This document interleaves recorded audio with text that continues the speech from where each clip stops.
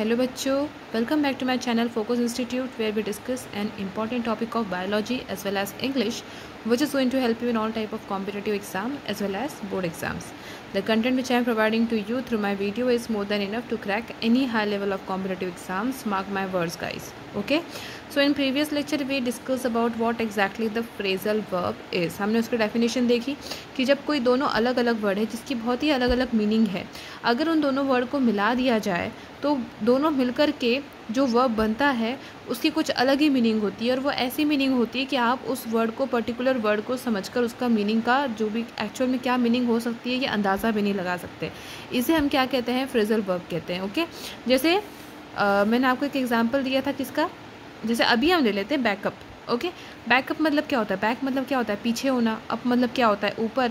लेकिन जब दोनों वर्ड साथ में आ गया बैकअप, तो इसका मतलब क्या है? To support someone. जो कि हमें बैकअप वर्ड अगर हम सुन रहे हैं या अभी किसी ने हमको कहा है और हमको नॉलेज नहीं है कि इसका मतलब क्या होता है, तो हम गेस भी नहीं लगा सकते कि इसका exact meaning to support someone ही होगा करके. Okay.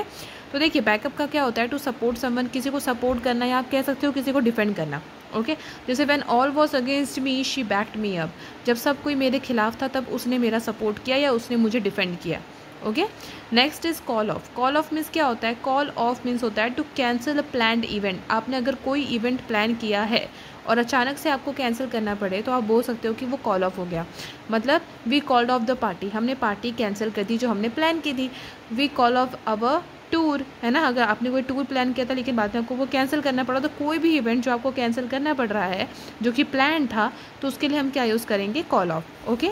Next is get ahead. Get ahead means क्या होता है? ऐसे देखिए तो गेट मीन्स चलो, कहते उठो. गेट एक्वायर करना, या फिर कोई चीज़ हम कह सकते हैं, कोई भी चीज़ पाना, एक्वायर करना, उसके लिए हम गेट यूज़ करते हैं. अहेड मतलब क्या होता है? आगे.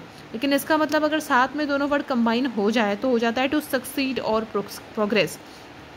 किसी भी चीज़ में सक्सीड होना या प्रोग्रेस होना.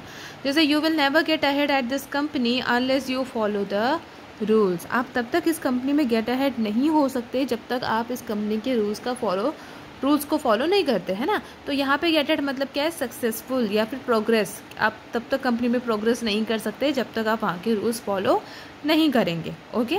Next is get around. Get around means क्या है? Get around means to travel from place to place. Place to place travel करना, है ना, जगह से जगह ट्रैवल करना, उसको क्या बोलते हैं? गेट अराउंड बोलते हैं. जैसे in this city it's impossible to get around without a car. मतलब सिटी में बिना कार के जगह से जगह जाना, ट्रैवल करना इम्पॉसिबल है. ओके. नेक्स्ट इज बज ऑफ. बज ऑफ एक स्लैंग की तरह यूज़ किया जाता है. बज ऑफ का मतलब होता है गो अवे, जस्ट बज ऑफ फ्रॉम हियर, है ना. देखो कितना एक अट्रैक्टिव भी लगता है इंग्लिश में ना. बज ऑफ मीन्स क्या होता है? गो अवे, जस्ट बज of from my class. Okay. Next is but out. But out भी एक स्लैंग है जिसका मतलब होता है डोंट इंटरफेयर. हम बोलते हैं ना, डोंट पुक your nose in my topic या इन माई गॉसिप वॉट एवर. ओके. तो बट आउट मीन्स क्या? Please but out in my problems. मतलब मेरे प्रॉब्लम्स में इंटरफेयर मत करो. Don't interfere in my problems, please but out of my problems. Okay. Next is grow up.